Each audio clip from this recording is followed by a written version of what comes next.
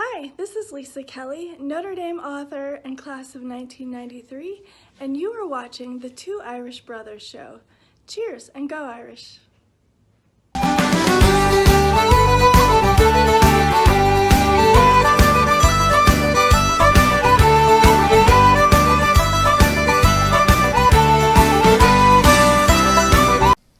How's it going, everyone? I'm ND Sean 45. I'm Irish Ben 57. And together, we are the Two Irish Brothers. And as you guys can tell, we have another special guest with us in this episode. And I know it's probably weird seeing all the Tennessee stuff in the background, but it doesn't matter. We talk football with anybody on this channel. This guy has been a good friend of mine for at least a good decade, from day one when I started YouTube. So without further ado, please welcome the one, the only, the greatest Tennessee fan in the world, BigVolDaddy. How you doing, BVD? Welcome to the Two Irish Brothers. Thank you, guys. Welcome very much. No, we got some echo going on. We do? On your end, yeah. Everything I say, I'm hearing it right after I say it. I don't hear anything. That's interesting. I think it went away. I think we're good. Yeah, I see. Yep, we're good now. All right. Yep, we're good now. Sorry about that. No. I'm doing good, guys. How are you and Ben doing tonight? Oh, pretty good. Pretty good. Nothing out of the ordinary. Yourself? I'm doing all right, man. I'm doing better than I have been in a long time. A little bit jealous of Ben's beard, but other than that, things are just living the dream, as they say. Well, first off, BVD, obviously on YouTube, there's going to be a ton of people who already know who we are, especially you and me and Ben from when we just started our show about 4 or 5 months ago, however long that is. But I told you off camera that we post these videos in a lot of other different places on social media. So if you would, for the people that don't know who you are, give them a little small biopic of yourself. Tell them a little bit about yourself. Okay, sure. Well, obviously, as aforementioned, my name is on here is BigVolDaddy, BVD. I've been doing YouTube for this will be my 11th year. And when I started, I had no clue what I was going to do on here. I just knew that I had a YouTube channel and I was going to do something Tennessee football. And it's evolved into a lot more than I ever thought it would, but not nearly as much as I hoped for it to be. So that's the short version. You guys can find me doing live streams a lot. That's the new thing here on YouTube, and of course videos, which I'm about to start ramping back up for the good folks of YouTube to enjoy or hate on, whichever you choose. All right, and like I said, I've been watching you for a good 10 of those 11 years. I mean, you were pretty much there from, like I said, long time. Yeah. I mean, you're pretty much a staple on YouTube, man. I mean, there's nothing to not like about the videos that you do. I mean, I've enjoyed. I appreciate that. I'm more like a thumbtack though than a staple, because every now and then I fall out, for a little while. Right. Put me back in. Well, that's true. I think we all do that once in a while. So like I said, it doesn't matter who you cheer for. This may be a Notre Dame themed channel, but like I said, we talk football and sports with anybody on here. So, you know what? Let's just get right into it. First off, BVD, all the Power 5 conferences, as we all know, they've made their adjustments. They've changed their schedules. The Tennessee being in the SEC, of course, how do you feel about playing a conference-only schedule and not having any non-conferences? I'll take it. For years, all the other conferences have cried about the SEC only playing 8 conference games. So now all the other conferences get their wish.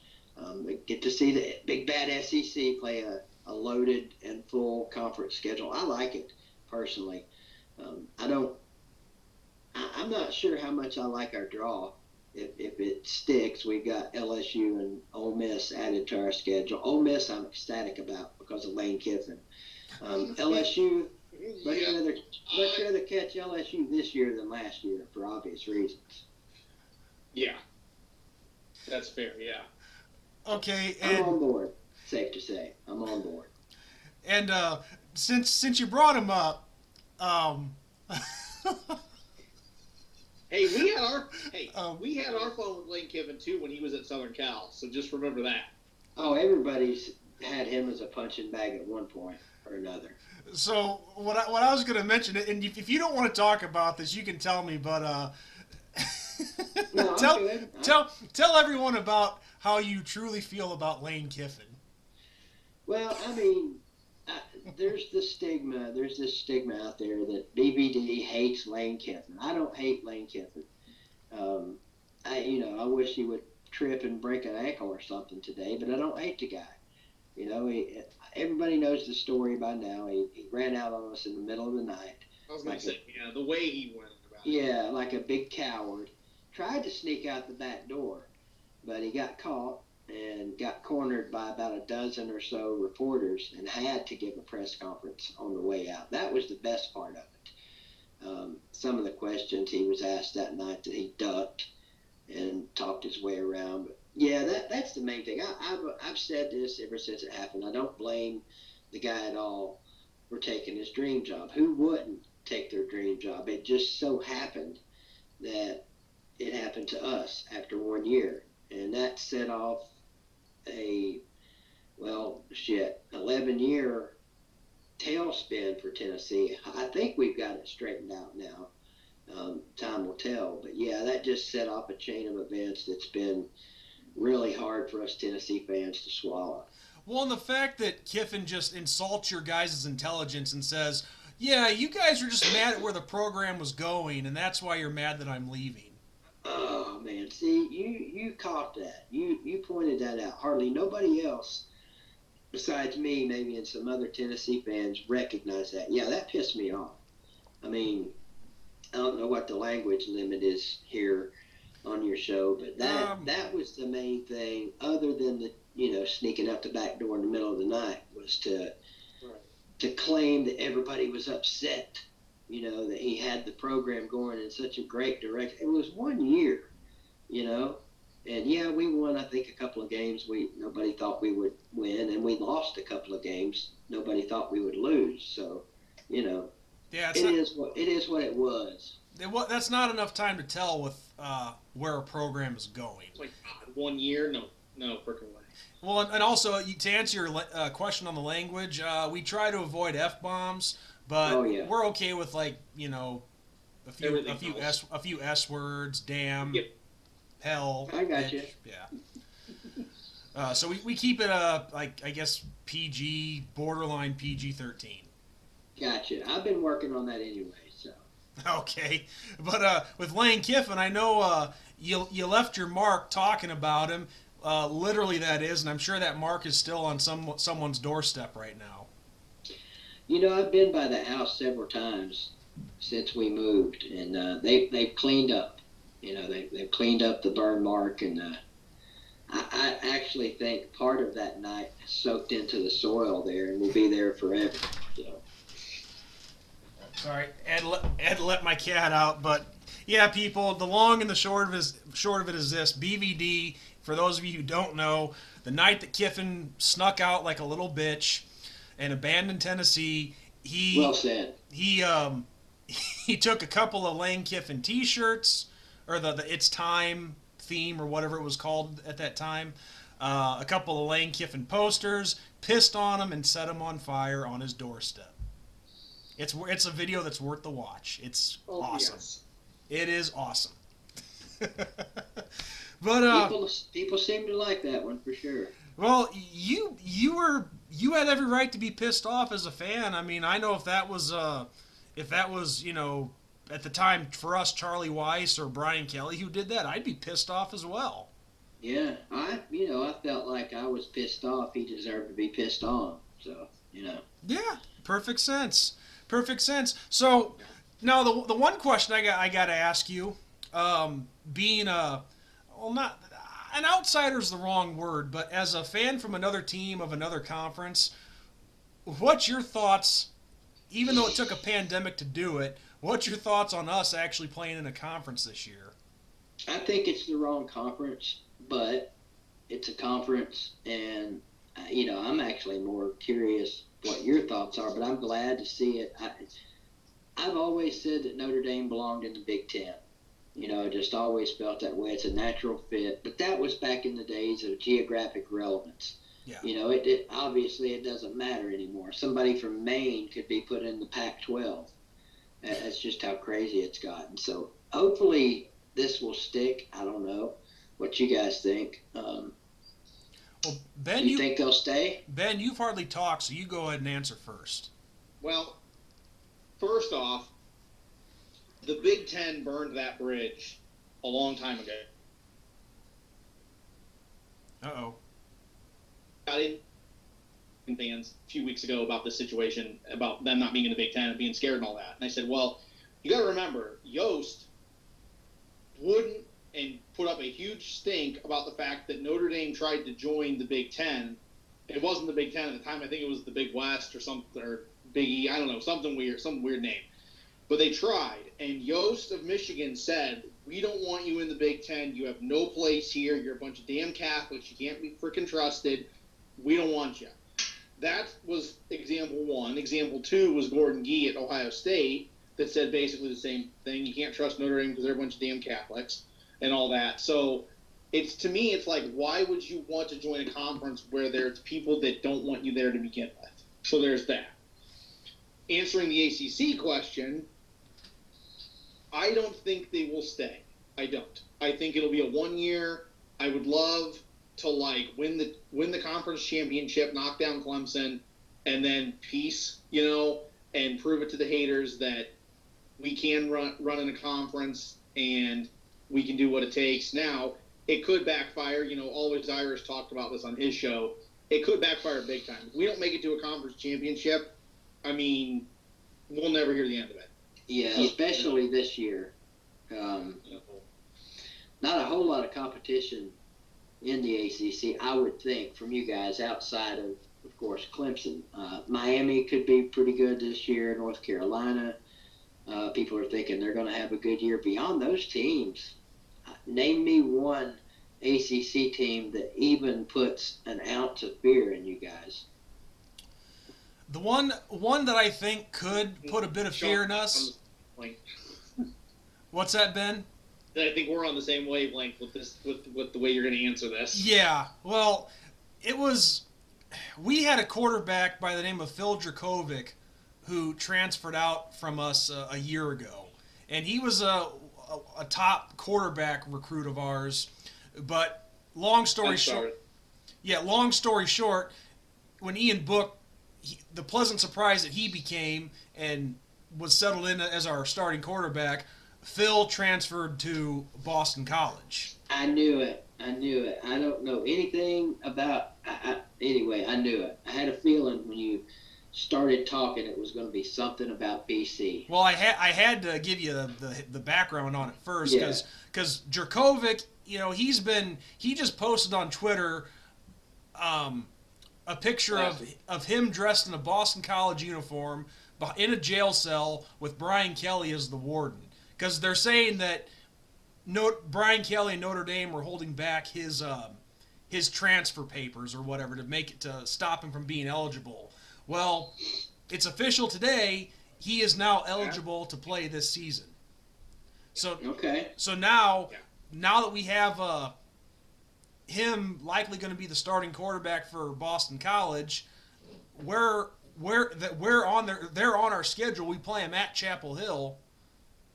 Mm-hmm. So Phil's going to have a lot to Chapel Hill. Or not Chapel Hill. Sorry. Chapel Hill's North Carolina. Chestnut Hill. Chestnut. My bad. Sorry, folks. All right, it happens. So we go to Chestnut Hill to play the Eagles. Phil is going to have a lot to prove against us. So that's the $1 million question. Is he the one that could have led us to the promised land, or is he going to prove to be a dud? Who knows at this point? So that one has me a little scared. What has he got around him up there? We actually question the same thing because Boston College, Notre Dame, completely different levels of talent. Mhm. But the only thing is, though, could those guys really step up their game for him? You know. I mean, look at what they did to Ohio State a few years That ago. has the potential of going either really bad or really good for them. Yeah. You know, as far as the talent stepping up or whatever, that'll be interesting to see. When do they play? I'll try and keep my eye on that one. Don't know yet. They haven't announced. They haven't set the dates yet. Just the teams. Yep, Yeah, and with homes, yeah. well, and with the and also we don't. There's one opponent that we don't know because the ACC has a 10 conference game plus one non-conference, and we're not exactly sure. I want to say Navy, but it's not set in stone yet because we don't know for sure what the Group of 5 conferences are going to do for their schedules. Right. Because I know the Big 12 just yesterday finally set their scheduling up, and so now it's just a matter of waiting for the Group of 5 to see who will be able to play. I haven't talked about this anywhere yet, but I'm kind of miffed at why. I know the NCAA doesn't control what these conferences do, but you would think that all of the 5 Power 5 conferences would want the same schedule. They would want the same type format. 10 plus 1, 9 plus 1, 10 without, whatever. Yeah. Because there's always argument at the end of the year anyway, who deserves to be in, who doesn't deserve to be in the playoff. Now you're going to have this differential in schedules, that's going to be thrown in there in that argument. So it'll be interesting to see. Yeah, especially with you guys and the Pac-12 and the Big Ten who play no non-conference games. I mean, yeah, it's going to be hard. Big that play 1+. So, say that again, Ben. They said the Big 12's doing the +1 as well. So it's like, where do you go from there? Like you said, who deserves to be in, who doesn't? And then It's a situation where it's like, what if, like Oklahoma, like you guys were going to play, what would happen if like they do their +1 and their +1 beats them? I mean, then there's like a 1-loss Oklahoma and there's a 1-loss Alabama, and Alabama lost to, like, let's say LSU, and Oklahoma lost to no-name state. Right. So. Yeah, I'm not sure what the thinking was there on all that, but you would have thought that the 5 conference commissioners would have gotten together at the same time, and said, hey, look, this is. This is what Billy Bob recommends. This is what William recommends. Let's, throw them all. Sorry about the background noise. That's all right. Let's throw all 5 ideas in the hat and take turns picking one till we pick one that we all like or something. But hey, look, bottom line is I'm just happy that we're, at least it looks like right now, we're going to have college football. I'm still not 100% convinced, but I'm a lot better off. I feel a lot better now than I did even 2 weeks ago. Oh, I agree with you on that. I mean, I think I think we can all agree we can all feel a little bit better now that the top conferences, the Power 5, they have a scheduling arrangement in place, despite its flaws. But yeah, it's looking like we could very well have college football. But like you said, BVD, I mean, there's always that chance that something happens. Like especially with all the schools in the state of Florida. I mean, you guys have seen in baseball with the Marlins how screwed up that's become. So all it could take is a situation like that where, okay, our hopes are now shattered and flushed down the toilet. There's examples all over the place. I was telling you before we started the show here tonight, anybody on here that watches my stuff knows that I do high school videos every weekend.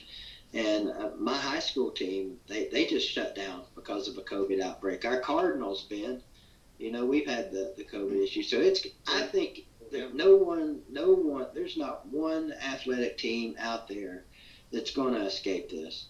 I think it's going to affect every team everywhere at some point. the question is how much and when. And Yeah. that's what we'll have to navigate as we go along. Yeah, they here in Sean and I's state, I work at a local high school, so I get all the memos on all this because I'm a custodian and we deal with all that. But they have moved our fall sport season to the spring here in Illinois. So our football team is going to be playing starting in February, and I'm like, okay, do y'all not notice and remember where we live? It's going to be 3 feet of snow on the ground, and that's here in our area. Make it interesting. Chicago, Well, and here's the thing. Actually, the way it's set up is they can start practicing in February, right.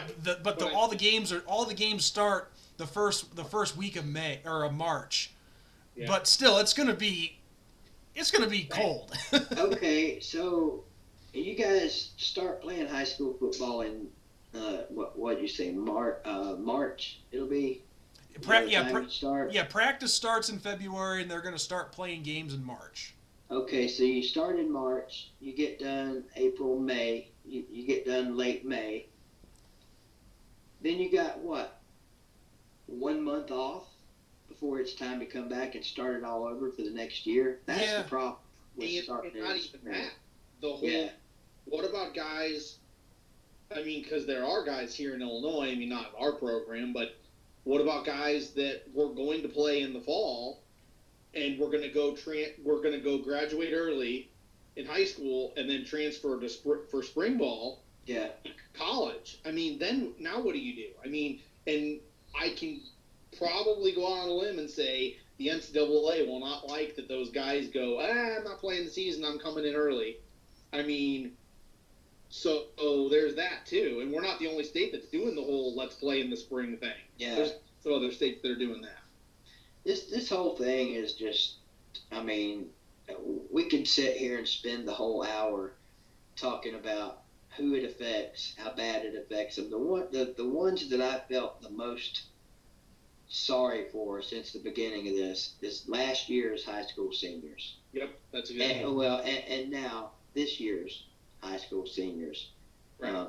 The guys in college, they can overcome this.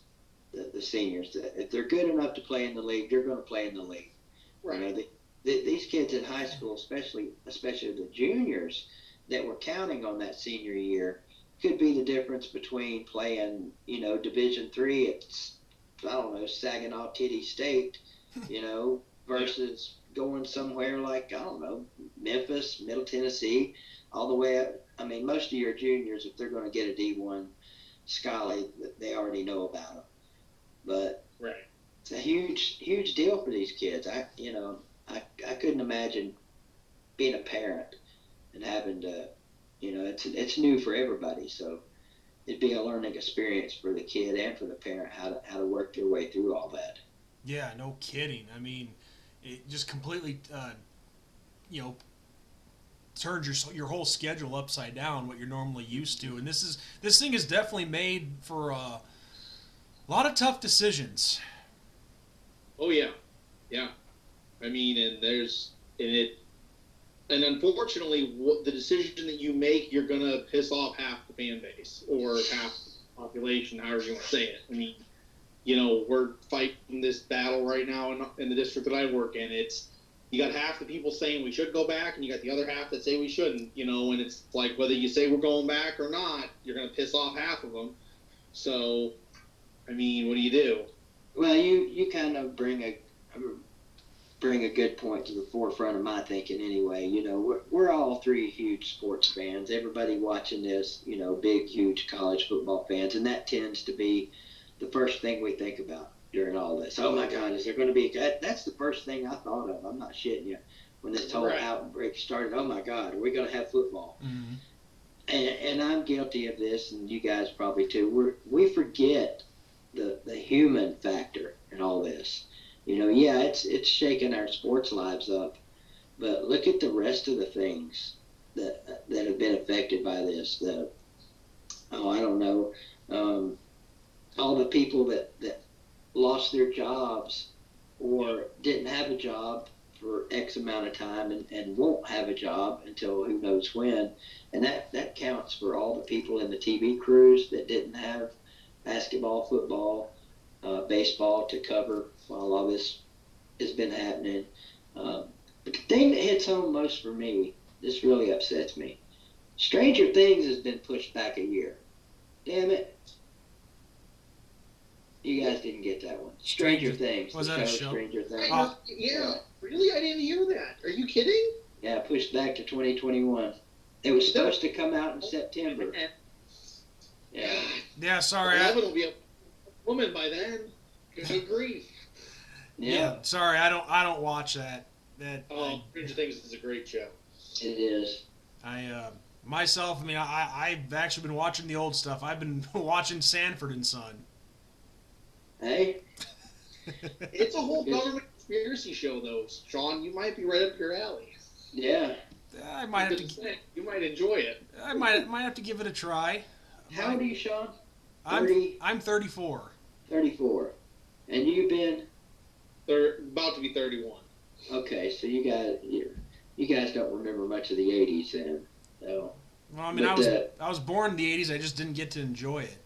Right. Stranger Things is like, and I'm sorry I directed this away from football. It's all right. It is classic 80s. Oh, yeah. Show. Oh, yeah. They have lots of little shout-outs to things in that show. Oh, yeah. And for guys like me, the 80s was my decade, you know. That was the 80s was my Woodstock. And so I love to see shows like that. Every scene just about take me back to a certain memory, you know. So I hate that we're not going to get that this year. I don't know what made me think of that, but that's the whole memory thing, Sean, I was telling you about before we started. It goes this way, that way, and sometimes it does that. Well, it's all right, dude. I mean, if you had something that pop in there that you wanted to get out, go ahead and say it. It's all good. It's all good. Is it okay to say Notre Dame sucks? Yeah, you can say that. We're used to it. You can, but it doesn't mean I'll have to like it. That's true. Well, you guys don't suck as bad as we have been, so there you go. You're the least sucking of the two of us. Well, it's funny. It's funny that you mentioned that with the SEC and all the Power 5 conference schedules and whatnot and how they've been doing it. It sounds like up here, and this is what I wanted to add into high school football. It sounds like, and I'm not sure if this is a statewide thing. At least in my alma mater, Geneseo High School, they're going to be playing conference only in the spring.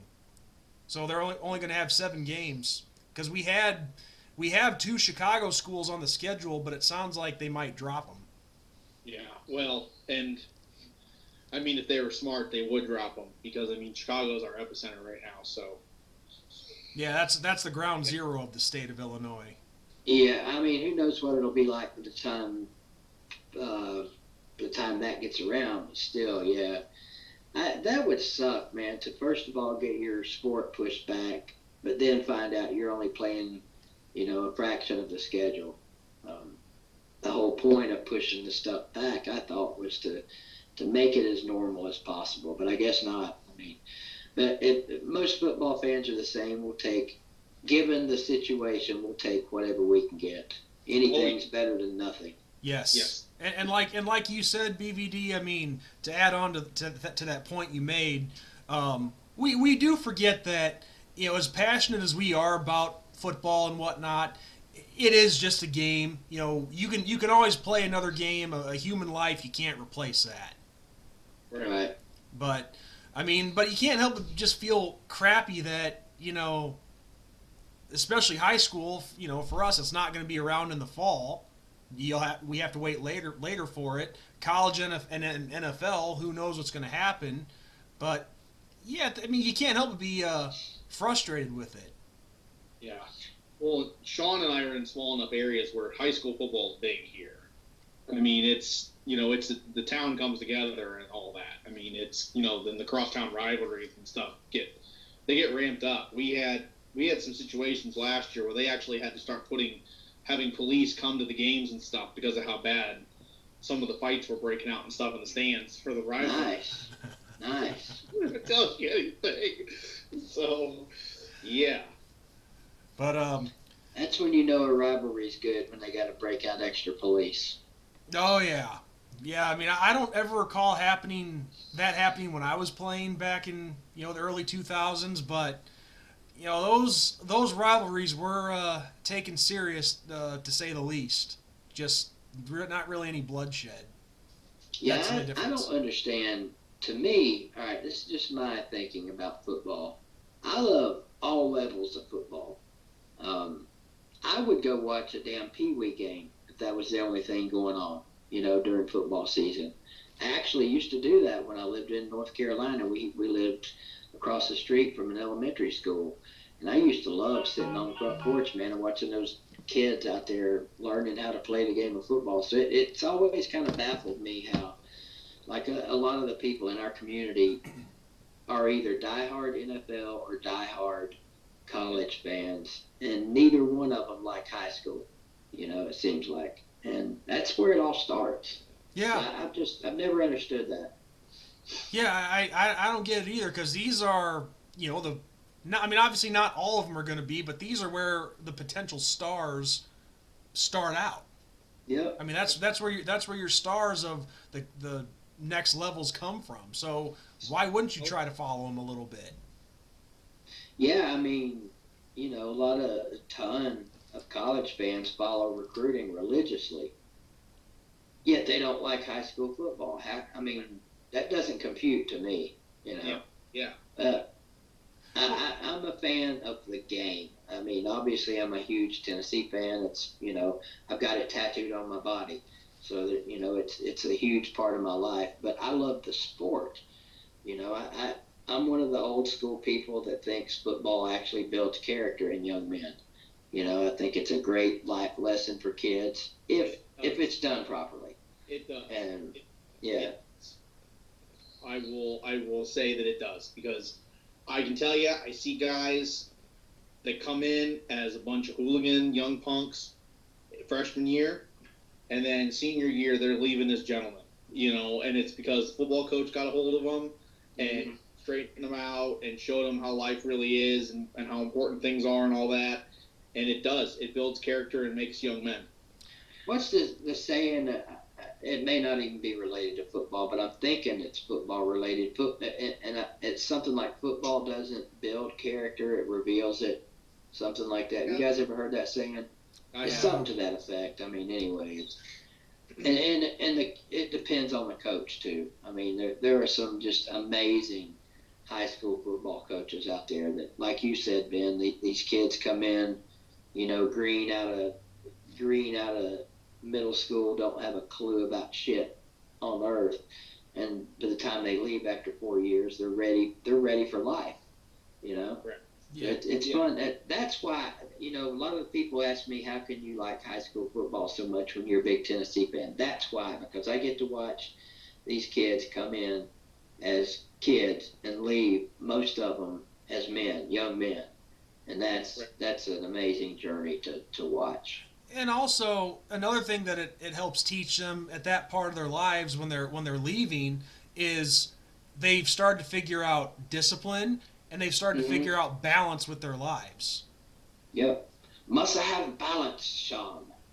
I was actually watching that a couple nights ago. The Karate Kid. Yep. Find the balance. Why is the remake of Karate Kid called Karate Kid when the whole damn show's about Kung Fu?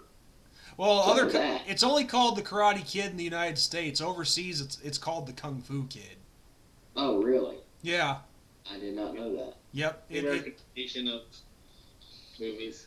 Yeah. I know. Okay. I mean, I love the second one too, but Yeah. Yeah, but going, you were saying, it was the same with like the XFL. Like people were like, well, it's gonna this, and it's like, dude, give it a chance. It's another thing of football. It's like between seasons. Like we can get football year round if we have this like workout. I mean. And what have we all said our whole lives? Man, I wish football lasted all year. Well, if football lasted as long as NASCAR, we'd all be in heaven. Right. Yeah. So I was just starting to really like the XFL. So were we. Yeah, you were talking about that on your stream last night, and Yeah. and I gotta say this. You brought this up too, but what do you guys think about and I thought this was a joke, but it is a fact that Dwayne "The Rock" Johnson bought the it's XFL. official. Yeah, I love it. I do too. I wonder if they're going to change the name of it to the Jabroni FL. I don't know about that, but I wouldn't put it past him. But here's something interesting that I was thinking about. How much you want to bet that since this is The Rock, he used to wrestle for Vince McMahon, he buys it for $15 million, which I think is actually pretty cheap for that league. I think I read somewhere that his part was only half of that too. I was gonna say he only has half the league. Yeah. It was a part of a group that he bought it with, not just him. But yeah, obviously he's the big standout in that investment group. But how much you want to bet that this is a ploy just so Vince McMahon could buy it back from him at a cheaper price? Who knows? I mean, as long as they have it, I don't care who owns it. Like, as long who owned it last year? Who? Vince McMahon. Okay. Yeah. I mean, I forget the name of his. Ben, do you remember the name of his entertainment group or the company? My brothers freaking punched me for not knowing this. Was it Alpha something? Oh man, I don't know. Damn. Something entertainment or whatever. Something, and he owned it because he talked about when he announced it was coming back, people were like, "Dude, you've already tried this once. Like, what the hell are you thinking?" And he's like, "No. We're gonna legit do this right. We're gonna put it together correctly. We're not gonna rush it like we did last time." And he did, and it was good to begin with. Totally different product than the first time around. Well, and people were actually watching it too. It's not like this league ended because people weren't watching or because it sucked. It ended because the pandemic started. Yeah, and I mean that, like you said, they were watching it. I noticed most stadiums, it seemed like were closing off their upper decks, so everybody had to stay in the lower bowls, and it really, I mean, it made for some great crowds, man. That Seattle, those people out there, man, they must just be nutty, period, because that was another rowdy crowd. And the St. Louis team, they had a great crowd. Oh, that's who Ben and I cheered for. Yeah, same here. Battlehawks. That's because they don't have a pro team. I can guarantee you that. Oh yeah. I was living in St. Louis when the Rams left, and my parents are old enough to remember when the Cardinals left, and I know you're all about them, when they left for Arizona. So when the Rams left, it wasn't like in the night like the Cardinals was, but it was still a real big kick in the pants. You know, it was.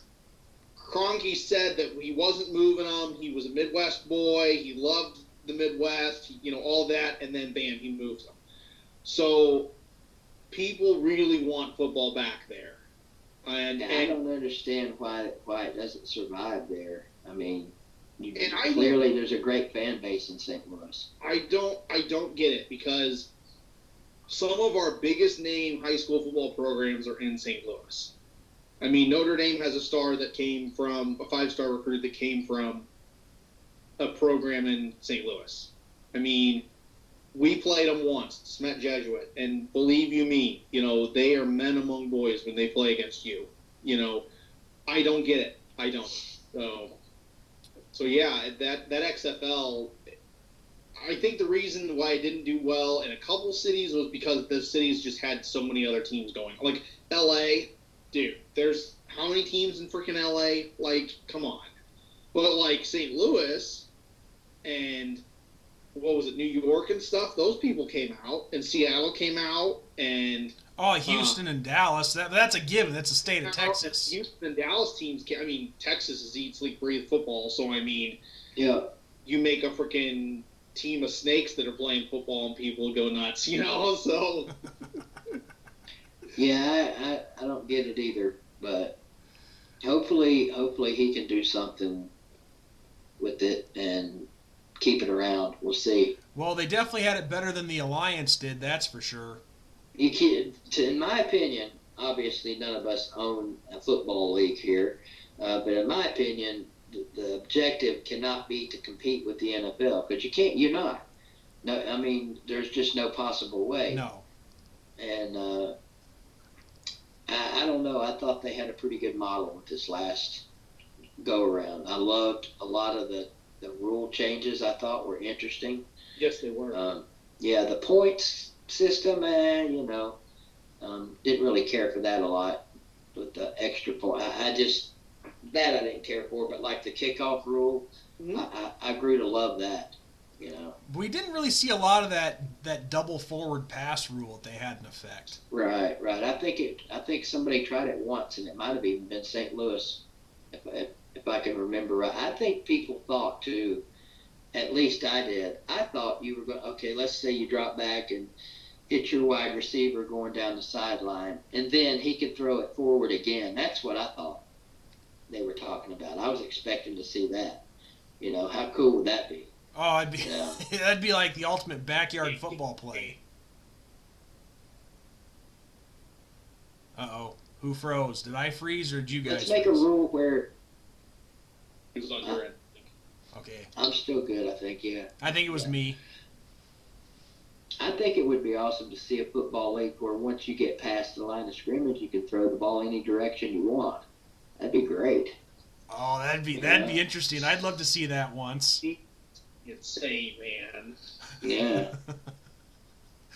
But yeah, BVD. One thing, and not trying to just do a complete switcheroo here, but I of course did want to ask you about your volunteers.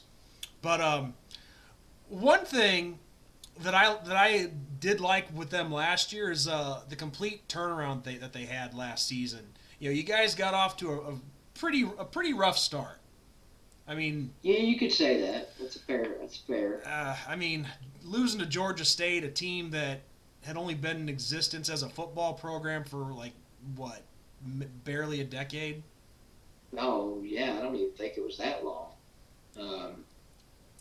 Gonna say, yeah. 6 or 7 years, maybe. Many Something. years. I don't know. It wasn't very long. They ended up having for some reason I'm thinking the season before that they had a decent season, but maybe it was last year. I know they made a bowl game last year. Yeah, you guys won the Gator Bowl. No, them.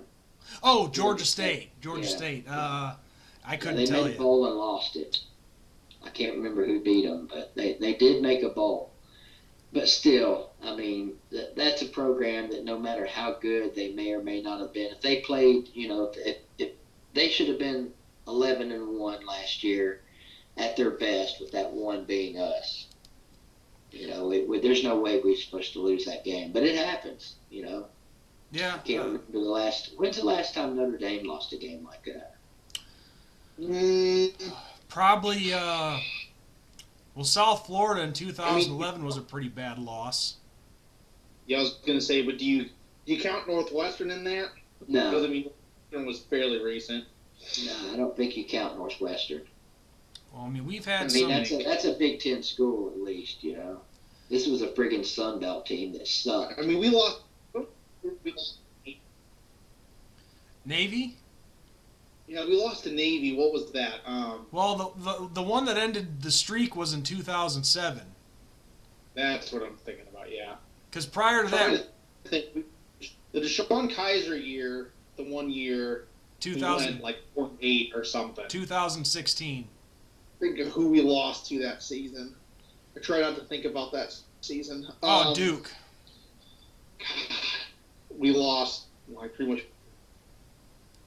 We lost to Yeah. Duke. I mean, I was at that game, unfortunately. Yeah, I can't. To get back to what you were originally asking about, the loss to Georgia State was bad enough, but then to come back the next week and lose to BYU like we did, it was like a double dagger. We had people after that game saying, "Oh, Tennessee may not win a damn game this year." And I didn't believe that, but I was at that point thinking, holy God, we've picked the entirely wrong guy.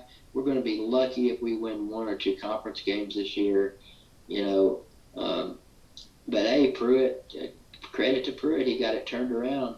And after that BYU loss, would either one of you have thought at the end of the year the only team with a longer win streak at the end of the season than Tennessee would be LSU? No. That would have been an easy money bet for anybody, including every Tennessee fan on the planet.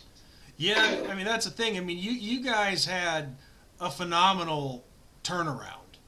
I mean, let's be honest. We won 6 games in a row against a bunch of mediocre teams, and a lot of them were close, but they all count in the W column. That's all that matters at the end of the day. Well, and sometimes it doesn't matter what the team is. It's just you need that sometimes. Mm-hmm.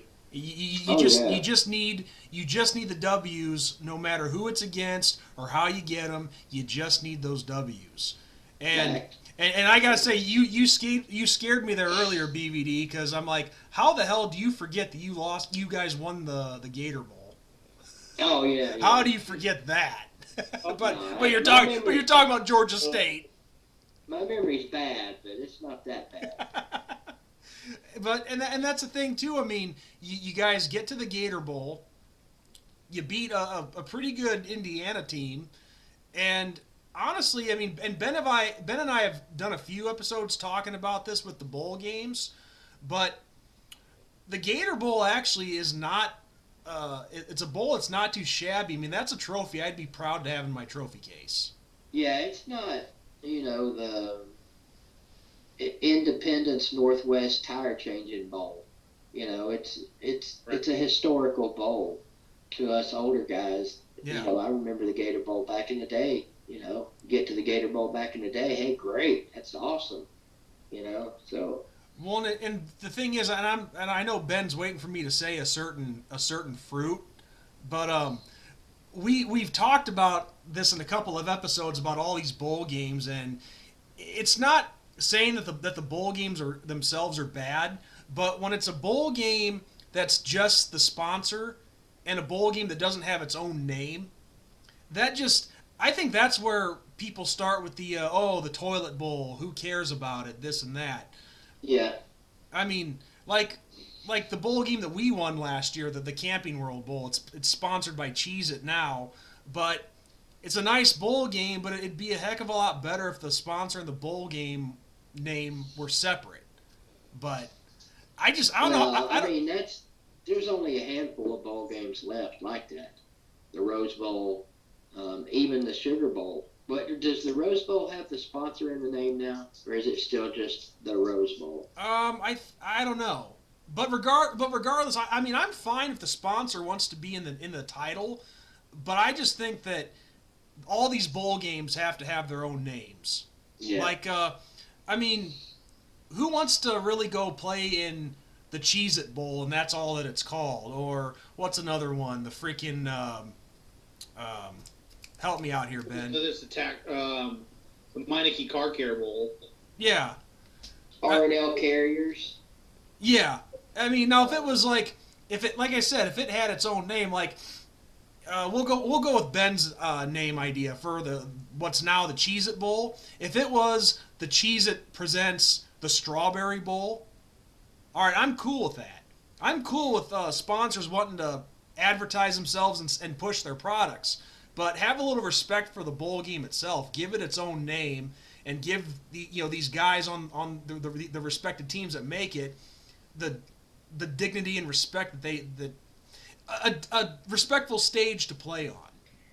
I think I understand where you're going here with this. I don't know that the kids give a shit one way or the other, to be honest. Probably not. Probably they just not. want that gift package and to be seen on TV one more time. But well, I'm just talking more from a respect for college football. Yeah, no, I get what you're saying. Yeah, but hey, it's not going to be long before we're going to be seeing sponsors on the jerseys. Probably not. And like I said, I'm fine with the sponsors. I just wish that they would give the bowl games their own name. But what do I know? I'm a machinist. So the Cheetos Bowl. I actually kind of like that. Actually, the Cheetos Bowl. Yeah, the Cheetos. Is it crunchy Cheetos or puffy Cheetos? I don't know. Yeah. The Cheetos Crunchy Bowl or the Cheetos there Puff, you go. the Cheetos Puff Bowl. The crunchy Cheetos is like the main bowl. We'll just say the Rose Bowl, and then the puffy Cheetos would be like the shit bowl, whatever that bowl is they have in Birmingham. I can't even remember the name of that one. Lending Tree? Cornell Carriers Bowl, I think is what it is. It changes names, it seems like, every other year. Yeah. Well, and the thing is, I mean, the bowl game we won last year, with the exception of 3 years, it was started in 1990. With the exception where they gave it the Tangerine Bowl name for 3 years, it's always been a sponsored name bowl. Started as the Blockbuster Bowl, then it went to, I think, a hotel chain, and then whatever.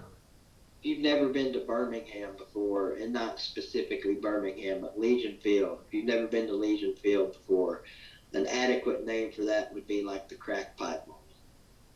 That place is in. This is not a racist thing at all, because everybody for years has talked about the neighborhood that place is in. It's in the deep hood, and they've got it looking nice now. They've torn down, I think, the upper deck, and it's a nice looking stadium, and it's a bowl. It's better than no bowl at all, I guess. Right. Still. Yeah. But, USF&G Insurance presents the Birmingham Crack Pipe Bowl. yeah. Or the parole bowl. The parole bowl. There you go. All right, we're going too far with this. That's just too many bowl games. Period. That's about. Oh yeah, and like I was trying to say before my thing was all messed up. I mean, we're all old enough to remember that. I mean, it used to be, the Rose Bowl was like the ultimate prize. Mm-hmm. I remember having a video game that said, the road to the Rose Bowl. I mean, that was the bowl game you wanted to get to. And then, of course, there was the Cotton and a few others, but that was it. I mean, there was no, start in the middle of December and go till the 1st of January, and then the playoffs with all that. I mean, that's not how it used to be. It used to be like 4 or 5 games and done. Yeah. Sugar, orange, rose, cotton. I think were the 4 big ones. In the Fiesta Bowl. I don't know when. The Fiesta. Added the Orange Bowl. That was kind of. That one came along. Yeah. That was about it. I mean, and then it was nothing else. Of the five of the current NY6 bowls, the Fiesta Bowl is the newest, because that was introduced in, I think, the early 80s. Wasn't that originally the Sun Bowl? Yeah, I think so. Yeah. Well, the Sun Bowl's still around. Oh, is it? Yeah. Originally, what he's saying the name was originally. I don't know that. I think it was originally the Sun Bowl, and then they changed it to. Yeah, because originally I was thinking the Sun or the Fiesta, whichever one it was called, was not considered one of the top tier, the main bowl games. Cotton, Rose Bowl, Sugar Bowl, Orange Bowl, Cotton Bowl. Yeah, Cotton and Peach. Yeah. Peach was, now when you got to the Peach Bowl, that's when you were starting to step down a level. But still, now the Peach Bowl is a great bowl. Yeah, because they've been able to like all these major bowl games, they've been able to get that prestige into them, and Fiesta you wouldn't have thought would have worked, but that's worked pretty nicely, in the 40 or so years it's been around. Hey, Tennessee won the first BCS championship in the Fiesta Bowl, so I'm good with it. Yeah, yep, that's right. I had a stupid bag of those chips for like 10 or 15 years before I finally got rid of them. I know people that have still got them. The Fiesta Bowl chip, whatever, the tortilla chips. Yeah, with the special Tostitos. Yeah, with the special logo on them for that year. Yeah. Yeah, I know what you're talking about. And meanwhile, we're still trying to win our first major bowl game since the '94 Cotton Bowl. That's how long it's been for us since we've won one. I'd love to say I feel bad for you, but I don't. No, I don't expect you to. Hey, you guys have to know what it's like. I mean, you're huge diehard fans of probably the most hated football team in football, college football. So it's nothing new to you guys. No. Anything you say, I have already heard. I mean, That's what I tell. I've already heard it. You know, it's Yeah. like, Everything under the sun I've heard as well. I mean, there's nothing new anymore. I mean, we know that as mainly it's probably because of the independent factor, it's but totally the independent factor. we know that we have that bullseye on our backs. There's no ifs, ands, or buts about it. That's why I like rooting for him, because I love like the fact that just 99% of the world hates me. Like, I just love that. I love being the villain. Been a long time since I've known that feeling as a fan of a team, and even back in the '90s when we were rolling, we weren't hated, like Alabama is now, or you guys, or the Patriots, or teams like that. Clemson's starting. They're starting to creep Feel up. some of that, yeah. Oh yeah. I mean, when you win so much, that hate's gonna follow. Yep. Yeah, that's just part of it. There's. But speaking of the Vols BVD, where do you see things going with them in the second year of Pruitt? This is the third year. Oh, is this actually. third year? I Yeah, thought it's last the year third was his year. debut.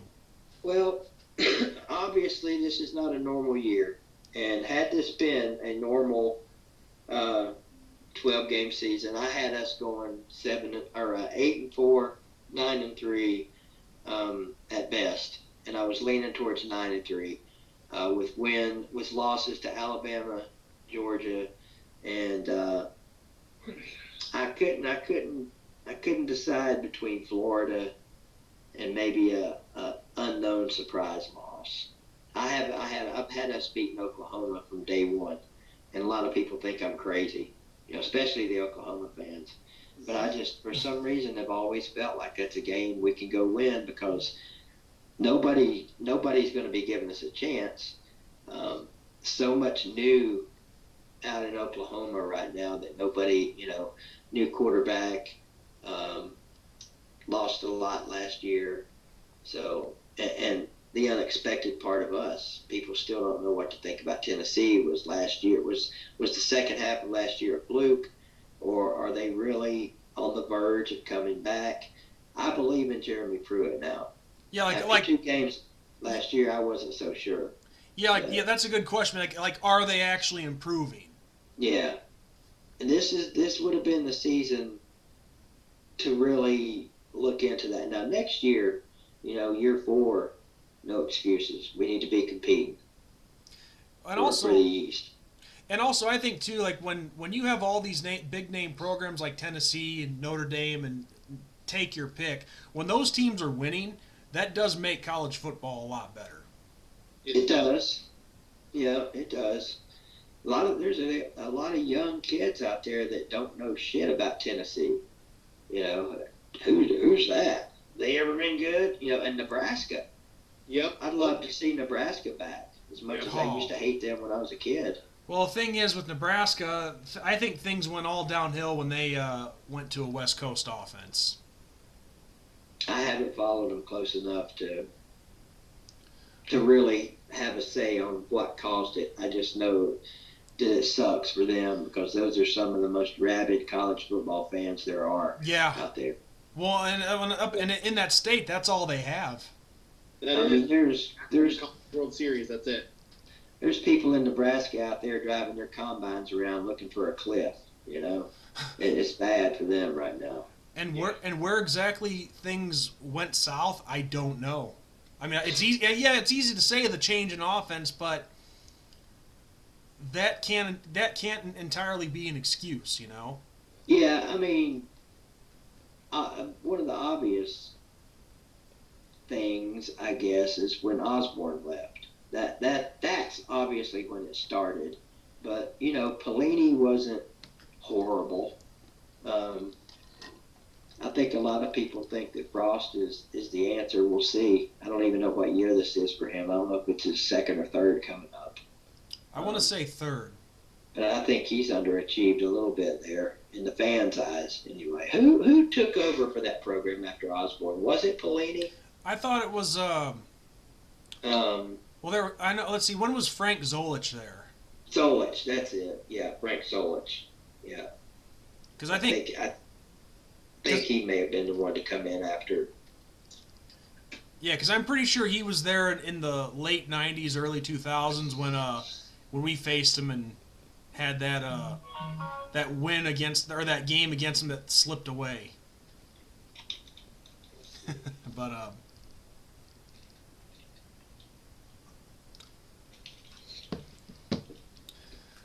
yeah, and while you're looking that up, unfortunately, we should be wrapping this up soon because I guess there's going to be some technical difficulties on Ben's end. Uh-oh. Yeah, it was. You could have just told me, Ben. You didn't have to text me. It was Frank Solich after Tom Osborne. It was Bob Devaney, then Tom Osborne, Frank Solich, Bill Callahan. I forgot about him. Yeah, same here. Holy cow. Bo Pelini, Mike Riley, the big 2-year stretch for him. Well, 3 years. And then, of course, Scott Frost is in his. This will be his 3rd year. Okay. Because I know he took that Central Florida to the NY6 victory. I was going to say against Auburn, yeah. So, but and that champions. But yeah, I can't really think of much else to talk about. I mean, we don't really have a choice since Ben's computer's on the fritz. On the fritz, or he forgot to plug it in? The latter. He forgot to plug it in. Big flat. It happens. Or don't, depending on your fear of heights. Well, all I know is, guys, I think it's safe to say that with how the Power 5 conferences have rescheduled everything, and Notre Dame joining the ACC, I think if it does happen, we are in for a very interesting college football season. And you asked me earlier, BVD, what I thought of us in the ACC. I think I'm with Ben on this one. It's going to be interesting. I hope we keep our independence after this. I don't really want to join full time in the ACC, but it's an interesting opportunity for us to show all the haters that, hey, we can compete in the conference. It'd be the biggest troll job of all time, I think. I guess if you want to, I'll let you say that since it's your team. But 1 year in a week Power 5 conference, you guys better make that championship game's all I'm going to say. And that's what I'm getting at is Clemson once in one season, that says something.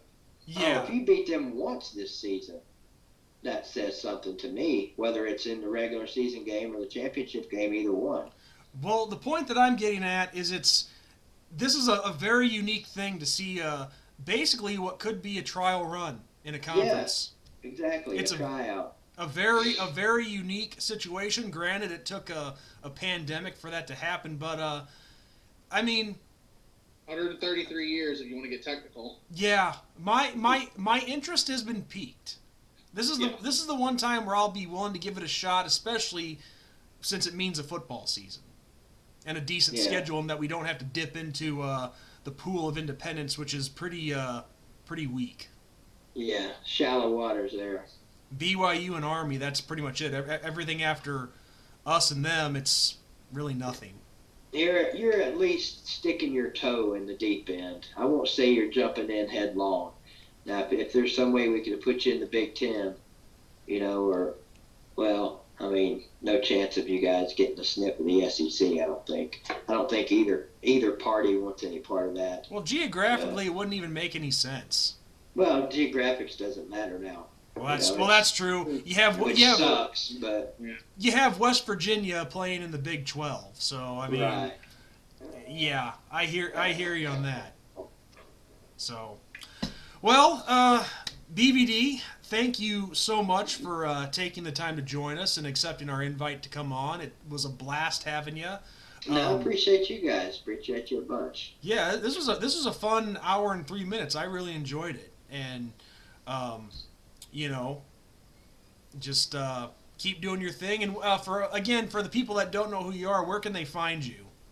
I'm pretty much solely on YouTube. Just search. You can either search BBD or BigVolDaddy. BigVolDaddy's the name of the channel, but everybody knows me as BBD. So if you northern type folks, which I imagine is mostly what watches your shows, want to come down south and hang out with us hillbillies, you're certainly welcome. We welcome all types, and we just love. I love I talk about everything. Sean will tell you this. Yes. I talk about everything on my streams right now. It doesn't matter. Nothing's off limits. But, once football season gets here, I'll rein it in and steer it 85-90% college football. Well, and also don't forget about your morning show too and your other partnerships. But I wasn't sure where you stood on that. Hey, deal, I don't care if it helps you out. You're my friend. I got you. Go for it, man. Tell everybody else about that as well. The morning show, of course, with Uncle Lou. I don't know how many of you guys know him. Big Georgia fan. Over on Uncle Lou on LouTube is that channel. Every Monday, Tuesday, Thursday, and Friday, of course. When will this upload, Sean? I'm going to work on it tonight. Have it uploaded by the end of the night. No show this Thursday. Lou's got to go to the dentist, something I don't have to worry about anymore. But then we'll be back Friday. I'm considering doing the morning show on my channel Thursday, but I'm not sure whether or not I'll do that. But yeah, there's I stream every Monday, Wednesday, Friday, and Sunday at 8 p.m. on the BigVolDaddy channel. That's for now. I've been doing that for about 8 months, but once football season gets here, Friday nights I'll be doing my Greenville games. So I'm not sure. Just come over and check it out and hang out with us. Sean's in there some. Might even be able to get Ben to come in from time to time and hang out with us. And appreciate you guys. Appreciate you having me. Enjoyed it. Had a lot of fun. And we'll make sure to get those links in the description box for you so everybody knows where to go find you. But, all right. But yeah, dude, it was a blast talking football with you. And again, thank you for... Good to meet you, Ben. Nice meeting you. So, all right, Ben, any final thoughts from you? No, I got nothing. We covered just about everything we could cover. All right, guys. So with that said, for the Tennessee legend himself, BigVolDaddy, I'm ND Sean 45. I'm Irish Benjamin 57. And I'm BBD. We are out. Good night, and God bless everyone.